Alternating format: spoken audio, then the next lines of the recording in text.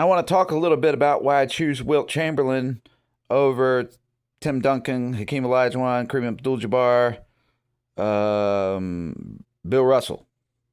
All right. So when it comes to the best players of all time, you want them to be the best on offense and the best on defense. And Wilt Chamberlain was good on offense and defense. Great, elite. Maybe the best ever on defense, debatably. Bill Russell is said to be for sure the best on defense, but Wilt Chamberlain may be number two, and also Tim Duncan and David Robinson. All right, then Hakeem Olajuwon. So, and then Kareem Abdul-Jabbar is good on defense, but not quite up on those guys' level. He's not rated as high as Hakeem Olajuwon, not rated as high as David Robinson, not rated as high as Wilt Chamberlain, not rated as high as Bill Russell. But he's not far down the list. So basically, to summarize, Kareem Abdul-Jabbar is one of your best offensive players, but not the best of the best defensive players. Although he's right there, he's close. But he's just not ranked the top in both defense and offense, all right? Whereas Wilt Chamberlain is ranked at the top on offense and ranked at the top on defense. Bill Russell is not ranked at the top on offense, okay? So that's why I don't have Bill Russell. He is the top on defense, but not the top on offense. And so I don't know how they keep putting him, because the Kareem has a better balance of defense and offense than Bill Russell does. Bill Russell is the best on defense, many say, but his shooting percentage is really far down on offense. It's really not good, all right? So that's why he loses me right there as far as being in this top list, okay? So fast forward, we could talk about LeBron James. That he's not ranked super high on defense. I think they were fudgy with the numbers on LeBron. He's a pretty good defensive player. He was, in his prime especially, right? So he's one of the better shot blockers in history, especially in the clutch. And full court defense he's good at. So the ratings today are not you're not going to get rated as high as you used to on defense once they went to zone defenses and the way the defense is today. So that plays a factor, but he's not rated real low on defense, but he's not rated all that high on defense. So why is it different with him? Why do I still have him in the top when I could I'll say this, because a lot of the perimeter players, they're not going to rank as high as the post players on defense, right? None of them are. And so the defense in the post has a little more impact. So they get better ratings. So when it comes to defense, who could I put in front of LeBron James? And I'm reading my list, but all these top players on the list of best players that are perimeter players, I got one defensive player that could be better than LeBron on defense, and that's Kawhi Leonard. I got Michael Jordan, and I already had him at number one anyway at this point. I've gone back and forth with who I should put at number one, LeBron or Jordan, because of LeBron's more balanced game. But when I look at it, which player has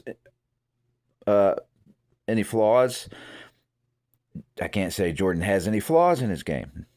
None, except for you could say he ball hogs it too much. And that's why I had liked to put in LeBron above Jordan. So LeBron's weakness is free throws. Really, aside from that, there's not too many weaknesses. You could say he's not the best dribbler, but he's a good dribbler. You could say he's not the best outside shooter, but he had good shot selection, so his percentages are good. He plays a good all-around game, and that's why he's in the debate to me. And then his defense, he is good on defense in the standpoint that he switches well and can cover all five spots, and he's the defensive coach on the floor basically, and he knows how to read defenses. He plays good defense. I mean, he rates well defensive rating. Anyway, on certain measurements different measurements of defense, he rates well. So he's not that great on defensive rating, actually. But so Larry Bird's better than him on defensive rating. Mostly I have post players in my top 15, and I'm not sure I'm going to stick with the same top 15, but I'll read my top 15 real quick. I got number 1, this is in order. One, I got Michael Jordan, LeBron James, Wilt Chamberlain, Larry Bird, Tim Duncan. Okay, so Tim Duncan I moved up because of his defense, and then just looking at his scoring balance, he's good on offense and defense. Then I got Hakeem Olajuwon, who I moved up, and then I got Kareem Abdul-Jabbar. So I did put him right behind Hakeem and Tim Duncan, and I didn't put Bill Russell in there. So I don't even have Bill Russell on this list because of his offense. And I'm not saying he's a bad offensive player; he's a good offensive rebounder and everything. But I got Hakeem, Kareem, then Magic Johnson, and I want to study Magic more. I could move him up because he's underrated on his defense. And then I got Kevin Garnett. Then I have Shaquille O'Neal. Then Karl Malone. Then Kawhi Leonard. Then Dwight Howard, which that some people might be surprised by that, but it's because Dwight Howard and Hakeem Olajuwon can cover guards. They can go out and cover the perimeter on defense. And that's why I have Hakeem over Kareem. But that's a tough one because Kareem's a better scorer, but Hakeem's a good enough scorer. That doesn't knock him down on the overall rating and the way I'm looking at it. So doesn't really knock him down because he's a good scorer, but Kareem's an elite scorer percentage-wise. He has very good percentages. And so it's debatable. I don't know where to put some of these guys. There are reasons you could knock LeBron James down the list some because of defensive rating, but he's only 2 points, I think, behind Jordan on the defensive rating chart. So Jordan's not rated as high as you would think. I think Larry Bird might have a higher rating on defensive rating than Jordan. That it's right close. Dr. J has a good defensive rating, but he's not a good all-around shooter, as far as I know. He's just mostly a good in the paint shooter, right? So I may study that more at some point and find out, hey, I was wrong, But so I just wanted to say though, I got Kevin Durant and Steph Curry. So I got let me go down the list here. After Hakeem Olajuwon, after Larry Bird, Tim Duncan, then Hakeem Olajuwon, then Kareem Abdul-Jabbar, then Magic Johnson, then Kevin Garnett, then Shaquille O'Neal, Karl Malone, Kawhi Leonard, Dwight Howard, Kevin Durant, Steph Curry. And so Kevin Durant I could put higher up, but his defense isn't that great. It's not as good probably as LeBron's. It's not as good as Larry Bird's. It's not as good as Magic Johnson's even, maybe. Yeah, because Magic Johnson's known for steals. But he may be close to that good before he hurt his Achilles, right? Before he pulled his Achilles. So Karl Malone has a good defensive rating, and he's one of the leading scorers in history. So that's where I've ended up putting him on here. So anyway, Kawhi Leonard's excellent on defense, and he has high shooting, very high shooting percentage, very high, very good. And he shoots 3-pointers well. And so the reason I don't have him higher is because he's not the facilitator, or he's not the ball handler, we'll say that. He mostly is a catch and shoot guy. I could study him a little more and learn more about that. And some would say he's had a checkered career, but he was good. All right. You might want him beside Jordan, that small forward. You could almost put him there instead of Larry Bird because of his defense, but Larry Bird's good at defense. Just in a not one-on-one defense as good as, well, Larry Bird's a good defender. It's a false saying to say he's not. He's really good. But Kawhi Leonard's an all-time great defensive player. All right. And then, so Kevin Durant, Steph Curry. Steph Curry he's not that all-around player. He's just that guy that, he's the specialty guy that's one of the best specialty guys in the history of the game. And he impacts the game hugely by spreading the floor. He really spreads the floor. He plays off the ball good. He facilitates well. He knows he plays a smart game. He's a decent defensive player. He's not great defensive player, but he's a pretty good defensive player. He's not bad. All right. So because he's just such a specialty player, I think he needs to go up there near the top somewhere. But his percentages on field goals aren't the most satisfying to me, but he still has such an effect on the game, which you could say the same thing about Bill Russell. But anyway, so there's some players I could still add here. I still could go back and forth, wondering if I have Kareem Abdul-Jabbar in the right spot. I knew I didn't want him much below 6 or 7 because his overall impact and effectiveness on the game is in that top layer of players, the top best ever, I would say. And it's in there. And so is Tim Duncan, though. So is Larry Bird. So is Wilt Chamberlain. So is Hakeem Olajuwon. All right. So is Magic Johnson. And maybe Karl Malone. Kevin Garnett's debatable, but I have him above Karl Malone for various reasons. And I may study that more and find out I like Karl Malone better than I thought. Shaquille O'Neal for obvious reasons, but I don't have him above Kareem because of consistency. And defense, Kareem may be better on defense. It's pretty close with those two. But Shaquille's not as good on defense as Hakeem Olajuwon. He's not as versatile, we'll say that. Even Wilt Chamberlain is not as versatile. But overall, his impact is up there with LeBron and Michael Jordan. There's all these special measurements they do for people's games, and there are 3 names that always come up in the top. And that's what on various measurements I've seen of how to measure impact in a game. And there's 3 players that are up there in the top regularly. And that's Wilt Chamberlain, LeBron James, and Michael Jordan. All right. So I remember I studied those charts. I can't remember, I forget stuff, but I'd go back. I don't have time to go back and look them up. But the PER or the, player efficiency rating, I forget what they call it, but it's anyway. But by different measures, I'll just tell you those 3 guys come up in the top. And I forget who else was close. I may want to go back and refer to that chart again before I continue to change my list around. But I think I got, for the most part, some of the best players in here. I mean, you may add Giannis later. Oh, and I'm trying to get this right. Another reason I'm trying to get this right is before Wembanyama takes over the lead, possibly. We want to get these guys, give them their due credit and get it right. If I have to change it around, I'll change it around. But I got Michael Jordan number 1 because there's no flaw in his game. I can find a flaw in Wilt Chamberlain's game. I can find a flaw in LeBron James's game.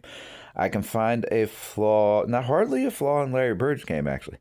I can hardly find a flaw in Tim Duncan's game. Not much of a flaw in Hakeem Olajuwon's game. Kareem Abdul-Jabbar, you can't really find much of a flaw in his game, except that you can just say we have a few defensive centers that are stronger defensive centers, and but he's an elite defensive center too. He is in the elite bracket on defense, I would say, but there's just a few in front of him on that still. And then, is there a flaw in Magic Johnson's game? He's not going to spread the floor much.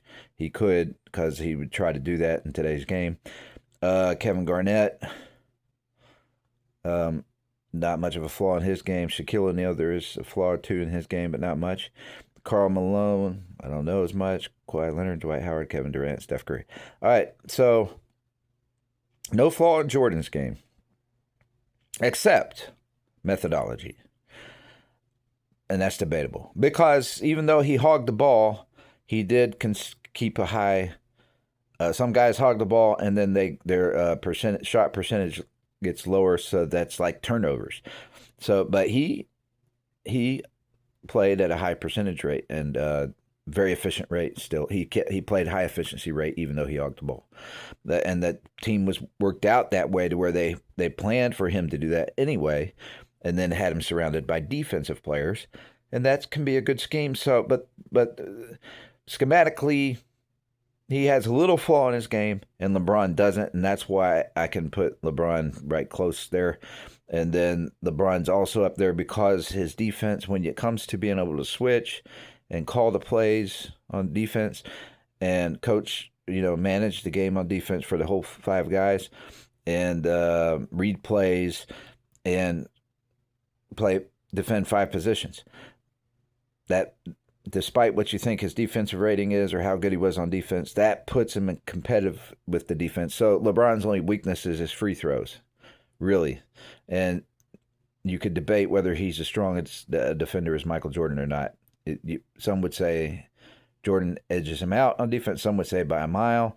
I would say they're better. They're more uh, closely rated in reality, I think, than you think on defense. Because of LeBron's versatility on defense. So, but there's no flaw in Jordan's game aside from schematic.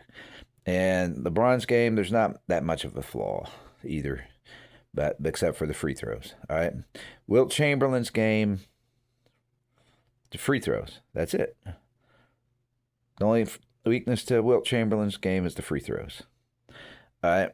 And then that he can't switch out. He's not the best. He can, I think, but he's not the best. He doesn't have the best lateral quickness.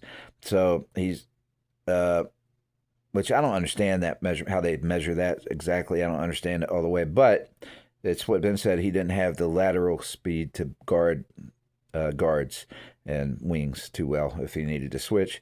Is not as well as Hakeem Olajuwon, not as well as Dwight Howard.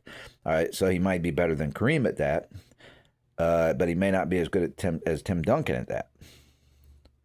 So that's not a weakness necessarily, though, for the post player. When you're as good a post player as he is, they're not really expected to do that in traditional basketball. But I like in fundamental basketball. But I like guys that can switch, but that doesn't hurt my rating with Wilt because he's so good in all the other areas: shot blocking, rebounds, passing the ball, scoring,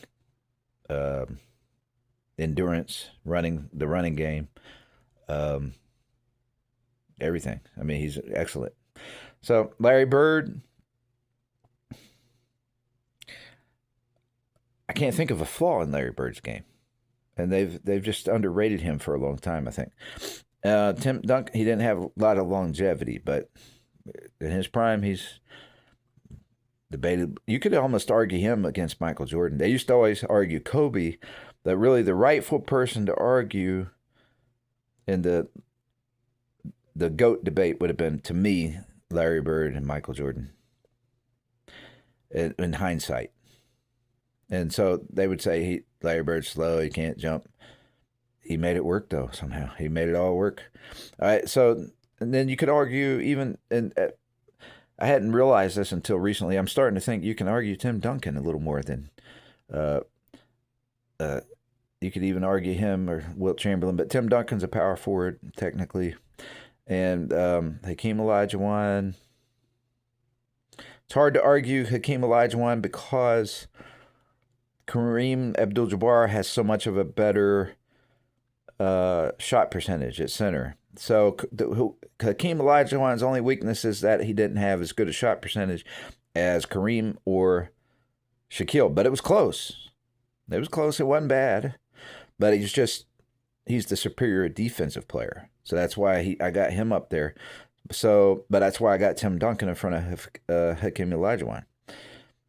Because Tim Duncan even has better defensive rating, and from the power forward position, which means he shoots outside a little more often, or he's supposed to, and his shooting percentage is almost the same or as good as Hakeem. I'd have to look back to remember. So, anyway, let's see. So Hakeem Olajuwon's flaw, I think he's pretty good at free throws. Not great, maybe, but good. Same with Tim Duncan. Kareem's good at free throws, I think. And, okay, Kevin Garnett, I think, is good at free throws. So then you got Shaquille, his weakness, free throws. He's not good at free throws. Dwight Howard, not good at free throws. Whew. Anyway, that's I'm going to go with that, and sometime I'll do a big review where I study more players and review these guys again. And there's reasons to put LeBron in front of Jordan, if you want to say because he can guard 5 positions on defense, and it's because of defense, which that's a defensive reason, and because he passes the ball around on offense, and maybe has more rebounds, more assists. Just was a consistent scorer, so was Jordan. There's reasons you can go back and forth with that, but I have Jordan at 1 now, and I used to have LeBron. I may decide to switch it when I start remembering stats better. Wilt Chamberlain, you could really put in there because he's so dominant. Larry Bird is hard not to put there. It's almost like I wanted to create it. I almost created a new chart, and I still might do it. A 1A, the GOAT, 1A, 1B, 1C, 1D, and then who fits in the 2 slot. Not on the for 5 players, but the number 2 best players of all time. So number 1, GOATs. All these guys fit in the GOAT debate for number 1, and I would have a A, B, C, D number 1, and say they all fit in the number 1 bracket. I'm thinking about doing that still, and that's because I could argue Larry Bird is number 1.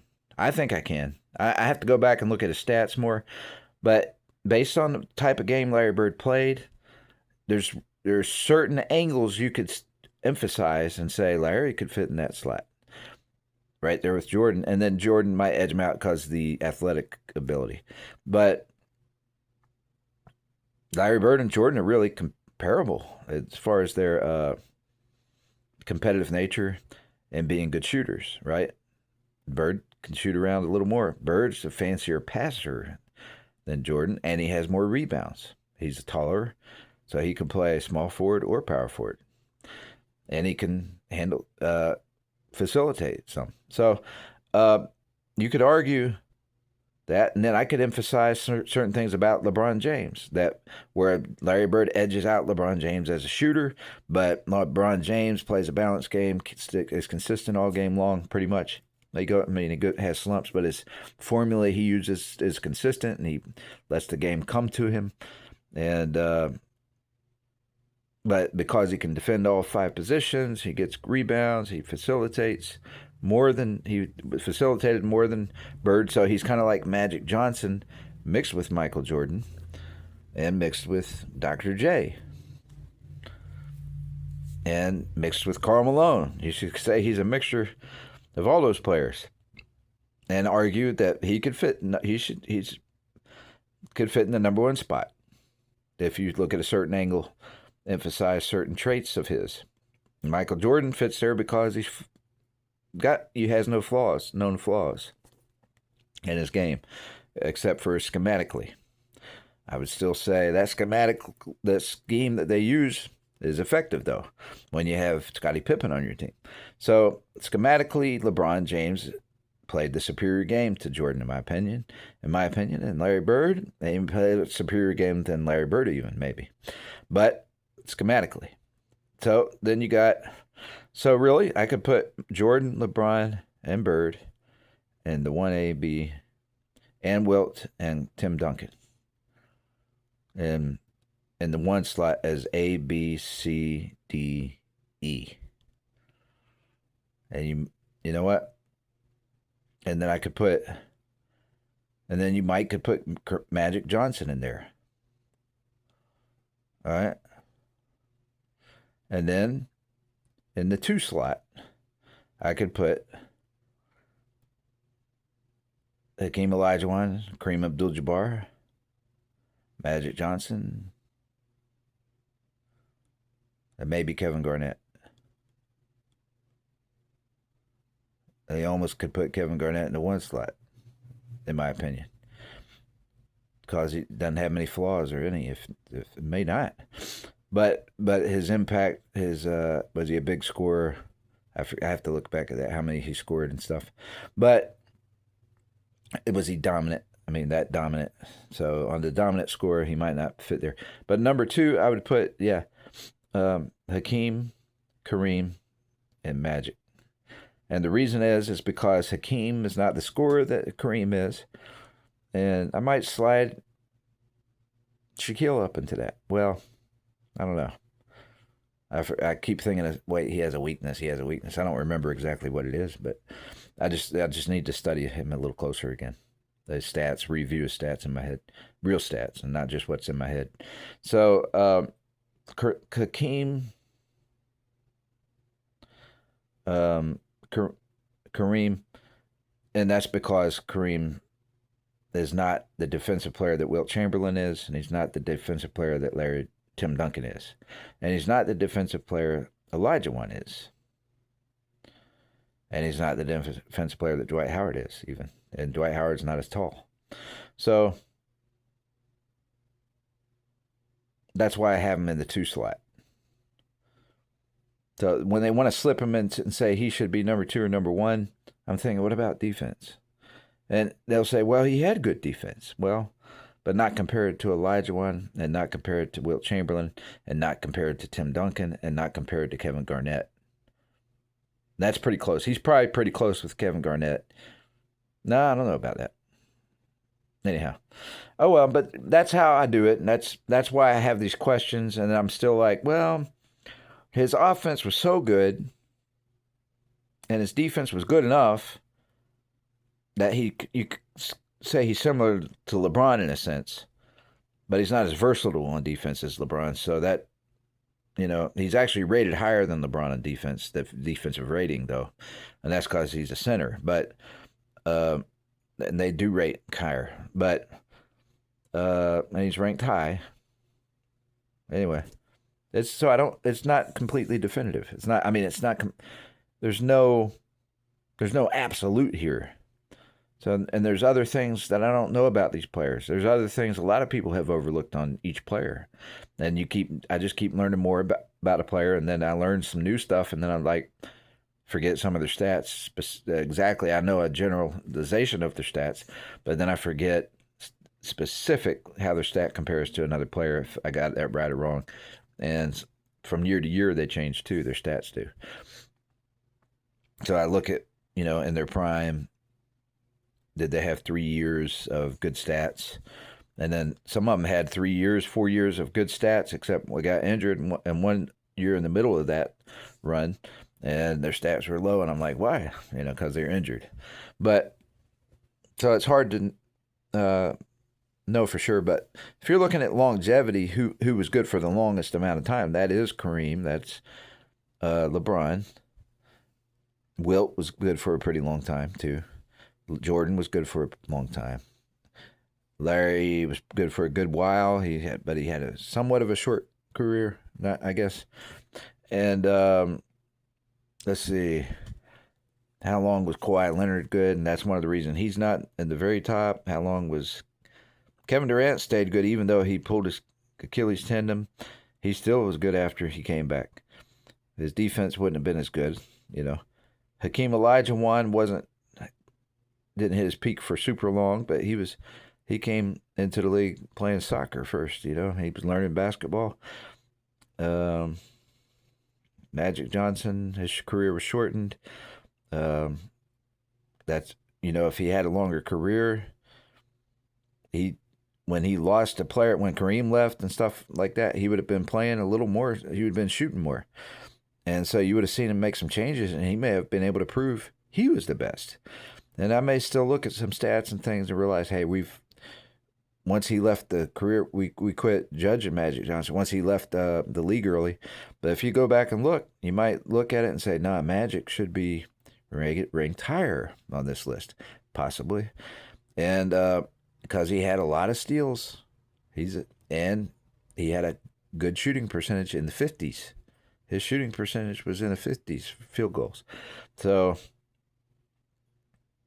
anyway, I don't know if I'll ever get it right all the way. So I may have to switch back and forth a lot, but I don't know yet. I still keep finding out new stuff, and sometimes I wonder if it's a joke in AI. And I try to verify when I can, but there's certain stats, that just pop up, and I'm like, I didn't know that so-and-so had the most missed shots. All right, well, some of them have the most missed shots because in the playoffs or whatever, because they took the most shots. But then you have to look and say, wait a minute, but that's why I look at shooting percentage. I don't need to look at missed shots so much. I can look at the shooting percentage and say they didn't miss as many. Anyway, I got to go because I'm out of time. So after that analysis, where am I? I'm still I like Jordan, LeBron, and Wilt Chamberlain, Larry Bird, Tim Duncan, Hakeem Olajuwon as my top 6 players. I think that still remains. And then Kareem's right there, close.